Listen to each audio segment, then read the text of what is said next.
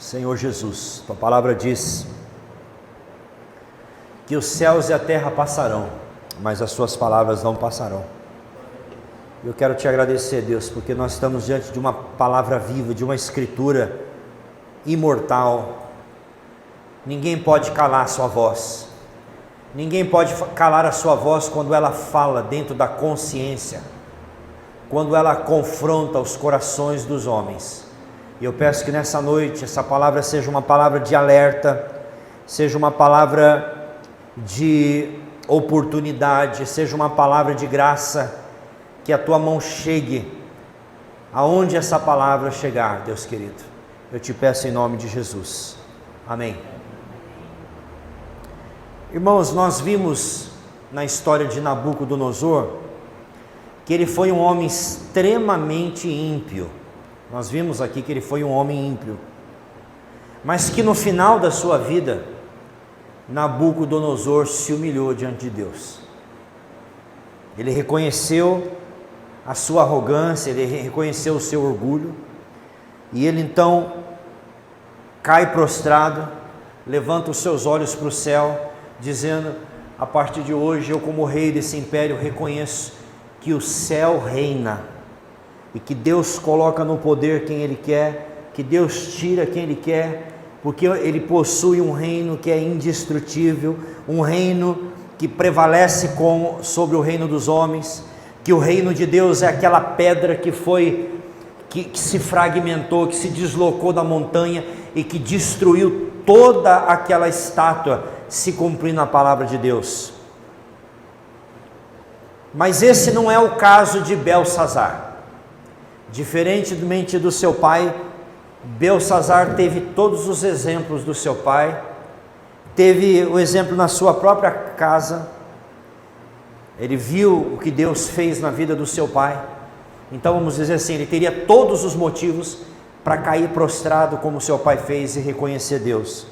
Mas a gente vê nessa história esse homem ignorando todos os sinais que Deus deu a ele, ignorando todas as oportunidades, e o seu coração se petrifica, se endurece, e esse homem permaneceu no caminho da rebeldia, no caminho da obstinação. Foi um homem de coração obstinado.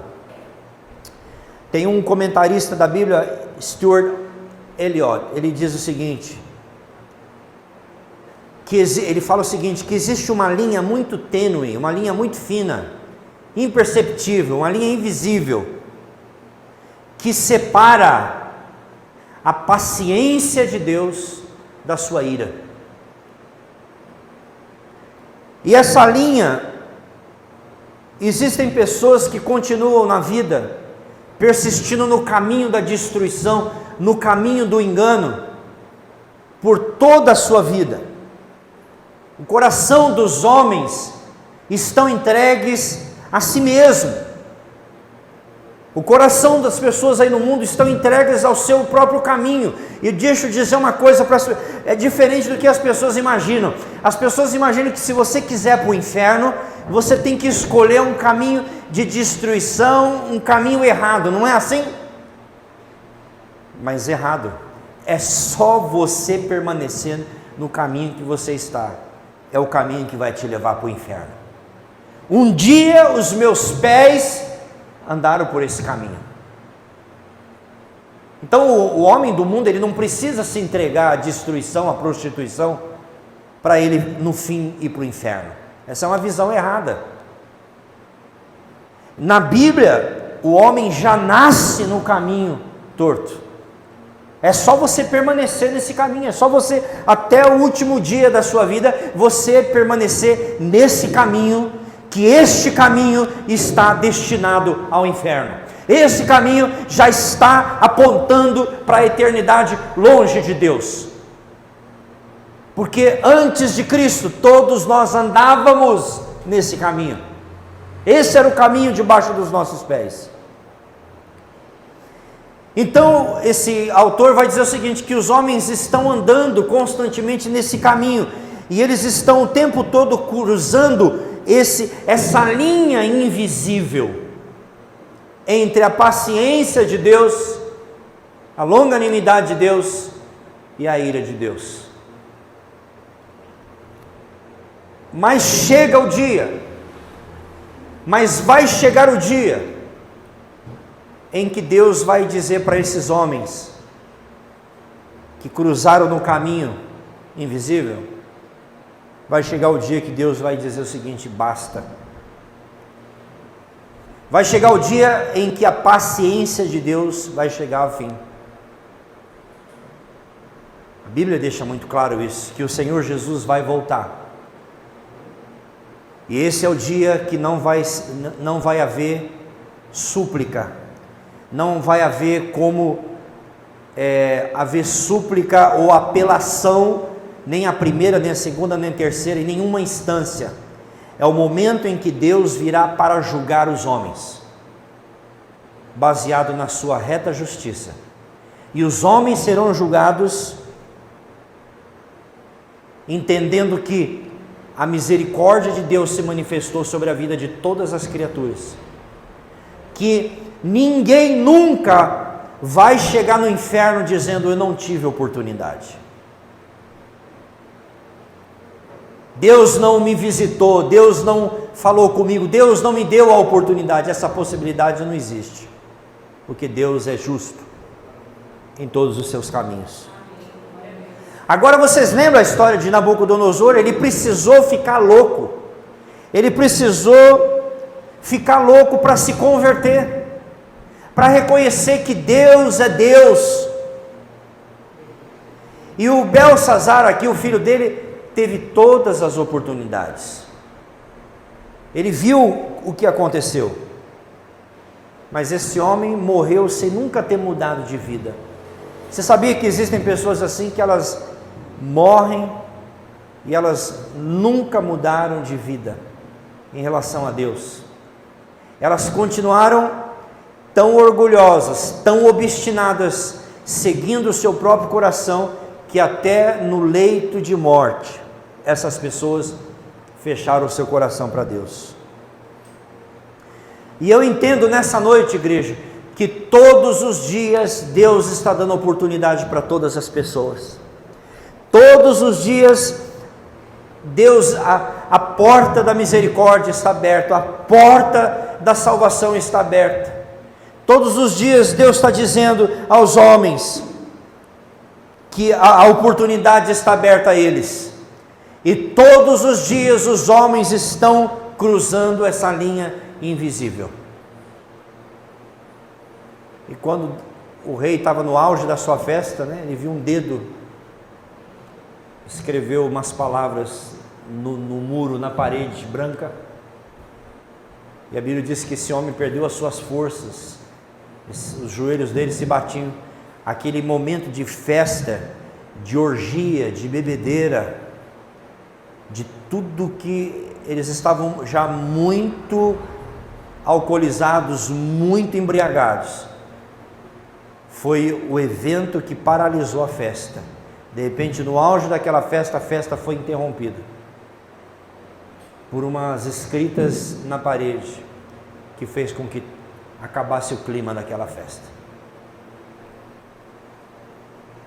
E a história a gente leu aqui. E eu fiquei pensando, quais foram os pecados de Belsazar? Por que quando chegou a palavra de Deus para ele, não chegou dando uma oportunidade como foi com o pai dele? Que Deus exortou Nabucodonosor, e Nabucodonosor teve a oportunidade de mudar o seu caminho, mas o Belsazar aqui, ele não teve oportunidade, ele não teve uma última chance, ele não teve mais uma chance. Então, quais foram os pecados que esse homem cometeu, que fez com que ele perdesse essa oportunidade, ao ponto dele não ter mais nenhuma oportunidade? E nós vamos olhar agora no texto 3 lições, 3 verdades que eu acredito que levou Deus a não dar uma última chance para esse homem. Finalmente ele cruzou a linha invisível da ira de Deus. Em primeiro lugar, Belsazar desperdiçou as melhores oportunidades. Diga comigo, Belsazar desperdiçou as melhores oportunidades. Olha o que diz o versículo 22 do texto. Daniel está falando com o rei, diz assim: e tu, seu filho Belsazar, não humilhaste o teu coração, ainda que soubeste tudo isso. Você não humilhou o seu coração, mesmo sabendo de tudo isso. De tudo isso o quê? Daniel, uns versículos anteriores, o que ele disse? Uns versículos anteriores, ele havia dito tudo que Deus fez pelo pai dele, de como Deus deu a oportunidade, de como Deus teve misericórdia do rei, que Deus permitiu que ele até ficasse com os animais, que vivesse ali debaixo do orvalho, né, que caía, que os seus pelos cresceram, viveu como um animal, mas ali naquela insanidade, naquela loucura, ele olhou para o céu e disse: há um Deus de misericórdia, e eu sei, eu reconheço que eu como rei errei, e diante disso tudo, ele não aproveitou essa oportunidade. Daniel está deixando bem claro que aquele dedo já é a linha que foi cruzada e que não tem mais volta. É que nem um avião, o avião prepara, liga as turbinas, todo mundo se prepara e o avião vai, ele precisa atingir uma velocidade de 200, 300 por hora, chega um ponto, quando ele está próximo da cabeceira da pista, não tem como aquele avião parar, ou ele decola, ou ele vai se destruir. Atingiu um ponto, uma linha, que os pilotos lá, o pessoal diz que é uma linha que não tem mais como parar na aeronave, só tem uma maneira, é subir. Então, esse rei cruzou essa linha, não tem mais volta para ele. Agora a palavra de Deus, porque o que ele desprezou? Tudo aquilo que Deus fez até agora, no capítulo 1, no capítulo 2, que nós vimos aqui, quando Daniel mais uma vez adivinha, e ninguém é morto por causa dele. No capítulo 3, quando os homens são lançados, 3, no 4, quando os homens são lançados na fornalha ardente, ele soube, ele viu Deus livrando a vida dos amigos de Daniel, que foram jogados na fornalha. Então esse homem, é um homem que viu Deus arrancando o seu pai do trono, por causa do seu orgulho, e depois Deus restaurando ele a essa posição. Não foi algo que ele ouviu dizer. Você entende que quando você conhece as coisas, você tem um conhecimento da verdade, você passa a ser responsável por ela? Por que não teve chance para esse homem? Porque ele não é que ele ouviu falar de um Deus de Daniel, não é que ele ouviu falar de Sadraque e Mesaque. Dentro da sua própria casa, ele viu a mão e a manifestação de Deus. Mas o que ele fez? Ele tapou os seus ouvidos, ele fechou os seus olhos para a verdade, e endureceu o seu coração. Lembra que Deus deu 1 ano, a paciência de Deus com Nabucodonosor foram 12 meses, não é isso que nós vimos na palavra? Foram 12 meses, Deus esperou 12 meses para esse homem se arrepender, para esse homem se voltar para Deus, mas o Belsazar cruzou a linha invisível da ira de Deus, e naquela mesma noite, aquele homem morreu.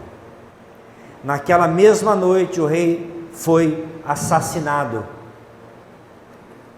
como diz o nosso texto, no finalzinho, por Dário o Medo.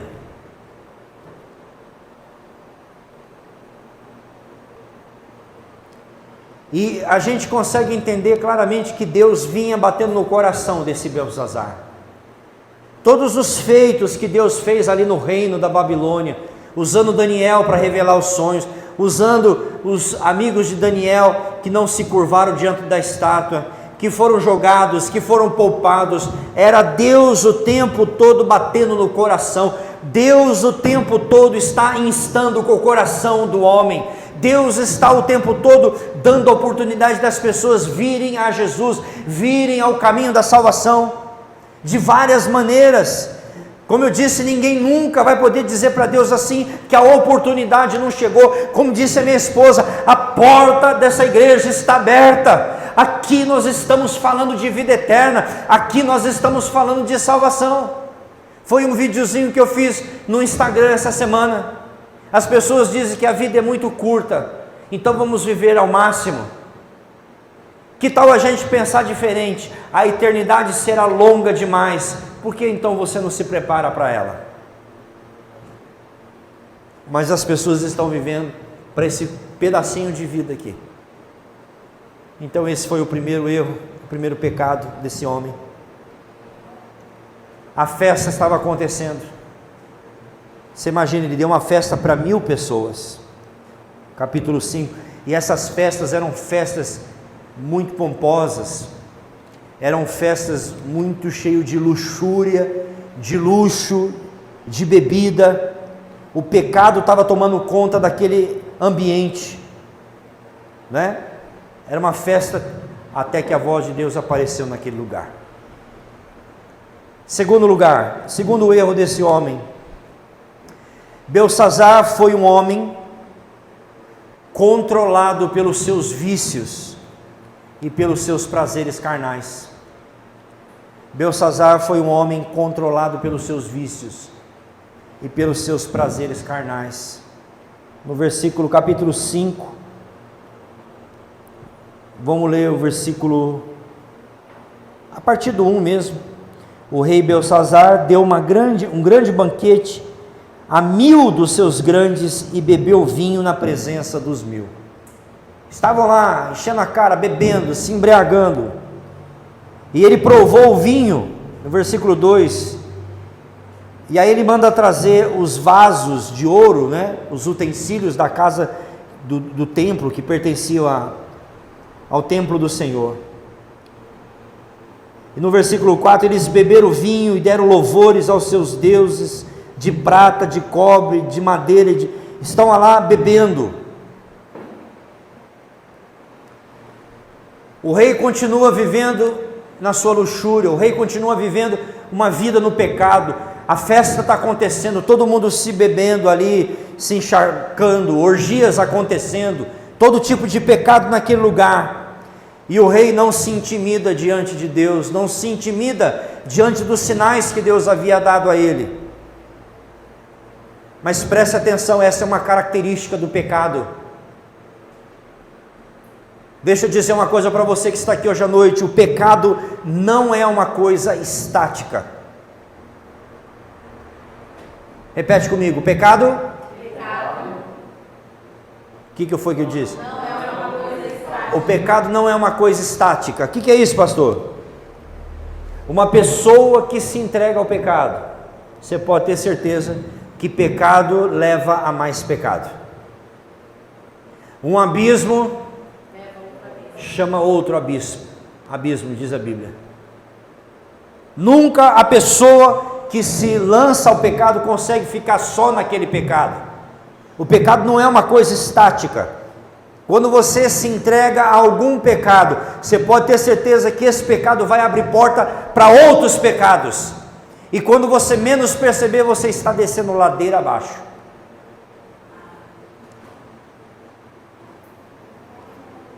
O pecado não é uma coisa estática. Quando você se entrega ao pecado, ele sempre vai te levar a um outro pecado, que vai te levar a outro pecado, e assim por diante, até te levar a ladeira abaixo, até te destruir por completo. Por quê? Porque essencialmente o pecado é uma coisa insaciável. O pecado promete saciar, te satisfazer, mas ele não te satisfaz. Por isso que uma pessoa que se entrega à prostituição, ela não se entrega a um relacionamento, ela vai se entregando a múltiplos relacionamentos. Ou quem bebe vai se entregando a bebedeiras e mais festas e mais, porque o pecado vai te prometendo algo que ele não pode te saciar. E Belsazar aqui é um exemplo disso. Ele vai começar a descer níveis de degradação moral, muito mais do que o seu pai.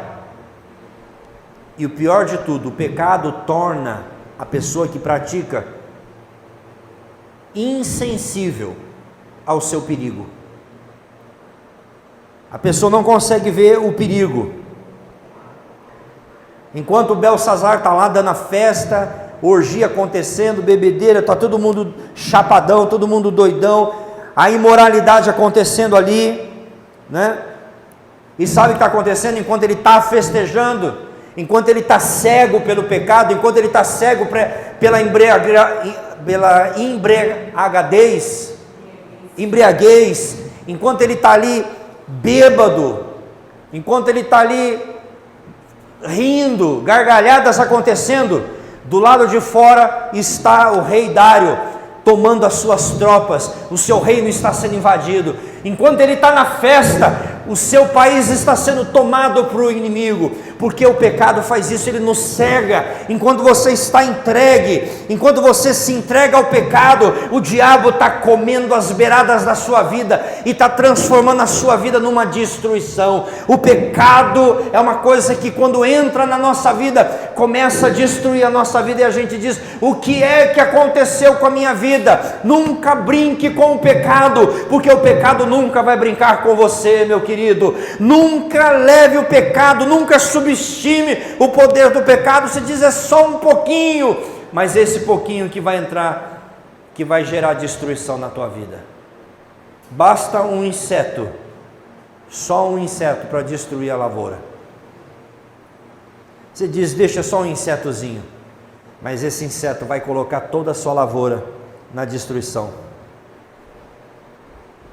O rei estava celebrando uma festa no dia da sua grande destruição, porque o pecado nos tira a capacidade de discernir o certo do errado. Jesus contou uma parábola de um homem que prosperou financeiramente, que o seu reino cresceu. O que ele disse na parábola?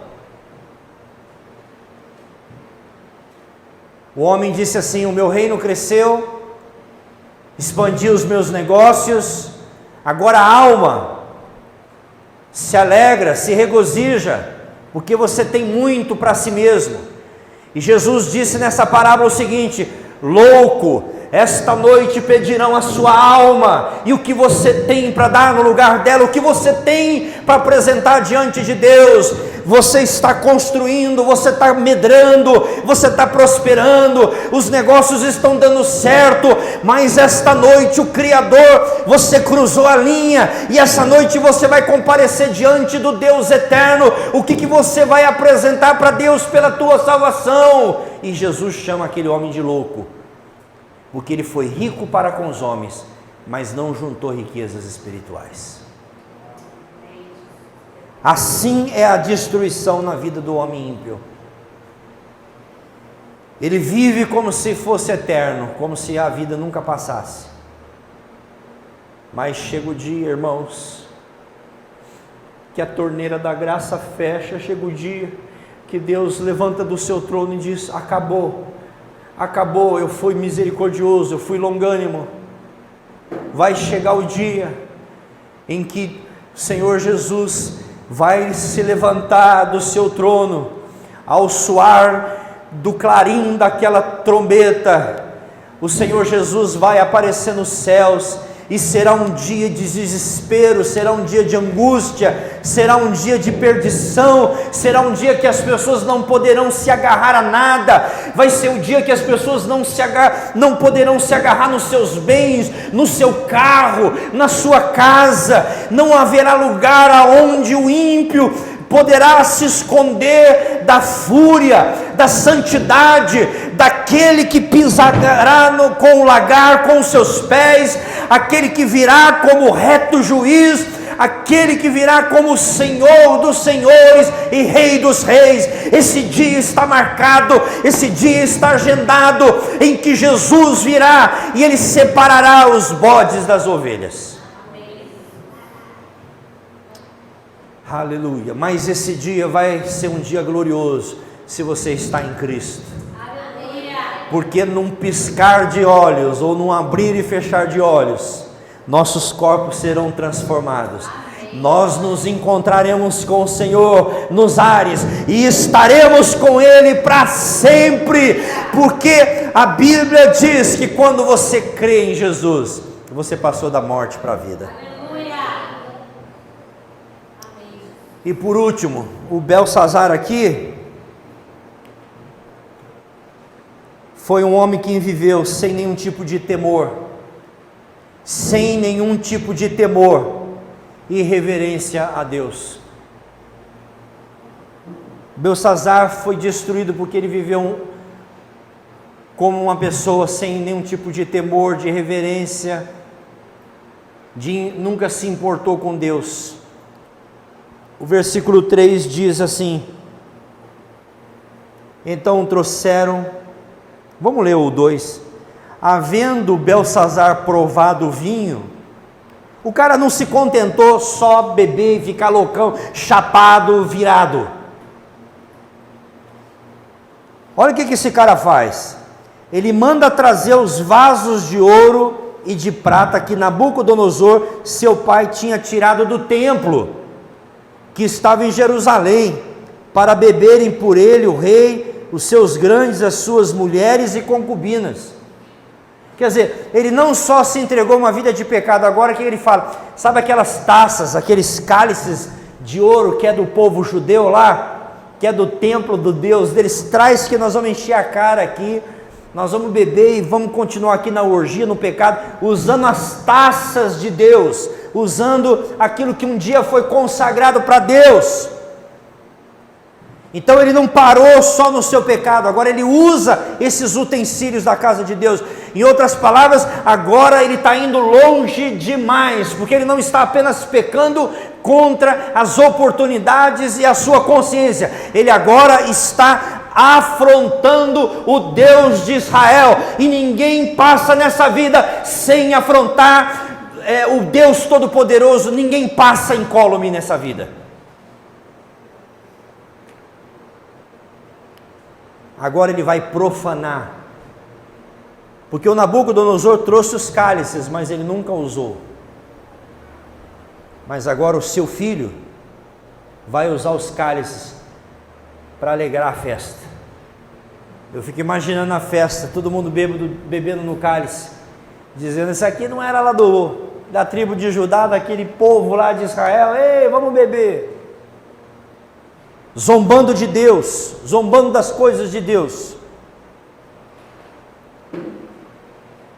Agora ele foi longe demais, porque agora ele está ofendendo a santidade de Deus, ele agora está zombando, ele agora está escarnecendo de Deus. E sabe o que eu aprendo dessa lição? Que se o pecado não é estático, Deus também não é estático, porque agora esse homem vai ver o que é um Deus Todo-Poderoso.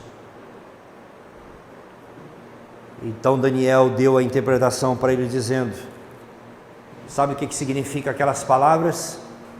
Versículo 25, Mené, Mené, Tekel, Ufarsim. Essa é a interpretação daquilo que, a interpretação, Menem, contou Deus o teu reino e o acabou. Tekel, pesado foste na balança e foste achado em falta. Pérez, que na verdade é a palavra singular para Ifarsim, né? Por isso que aparece Pérez aqui. Dividido foi o teu reino e deu-lhe aos medos e aos persas. Para terminar, versículo 30. Naquela mesma noite foi morto Belsazar, rei dos caldeus.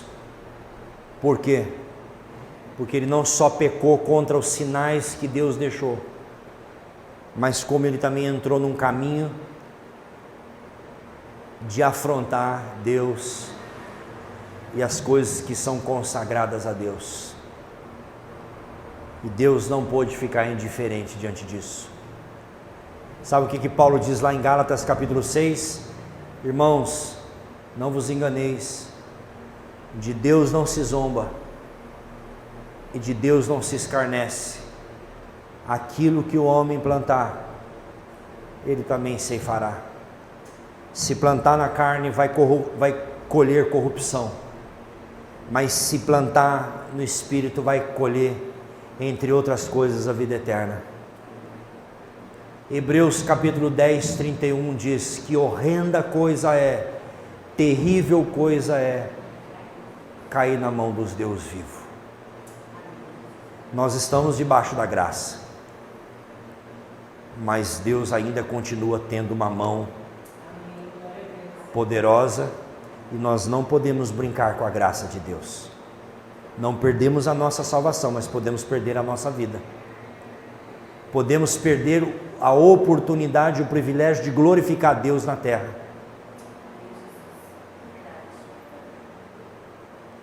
E esse texto faz a gente pensar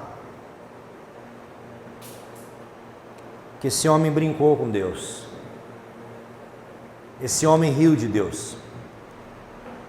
Esse homem não levou Deus a sério, mas ele se esqueceu que Deus é fogo consumidor, que Deus não vai deixar com que os homens firam a sua santidade, sem que, ao tocar na sua santidade, esses homens venham sofrer as consequências disso. Por isso que nós precisamos todos os dias viver com santo temor e tremor diante da presença de Deus. Será que você pode curvar a sua cabeça nessa noite? Fechar os seus olhos?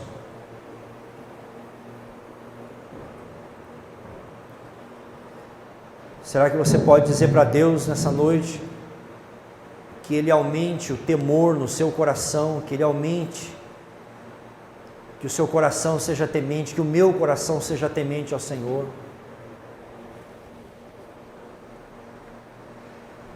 Porque para nós cristãos, a Bíblia diz, porque importa que nós compareçamos diante do tribunal de Cristo, para que cada um receba o bem e o mal que fez através do seu corpo. Os nossos pecados já foram julgados na cruz, passados, presentes e futuros, mas as nossas obras determinarão as nossas recompensas, ou a perda das nossas recompensas. Então nessa noite, em nome de Jesus, e se você ainda não se curvou diante do Deus dessa palavra, se você ainda não reconhece Jesus como seu único Salvador e suficiente, você pode fazer isso nessa noite. Você diz: eu não quero continuar no caminho da destruição, não quero continuar no caminho que leva à morte, mas eu quero entrar pelo caminho da vida, e esse caminho é Jesus. Ele é o caminho, Ele é a verdade, Ele é a vida. Você nessa noite pode receber vida eterna. Você nessa noite pode ser uma nova criatura. Basta você crer que Jesus morreu pelos seus pecados. E se você é um cristão que está vivendo no pecado, se arrependa hoje diante de Deus. Curve o seu coração diante de Deus e peça a Ele que Ele tenha misericórdia da tua vida. Peça a Ele que Ele te dê poder, e Ele vai te dar poder, condições para dizer não ao pecado. Se você é um salvo em Cristo, mas está vivendo para a sua carne, nessa noite apresente a sua vida diante de Deus. A Bíblia diz: aquele que confessa e deixa, esse alcançará a misericórdia de Deus. Não é só confessar, é deixar o pecado também. Então que nessa noite você possa deixar o pecado, em nome de Jesus, em nome de Jesus. Amém.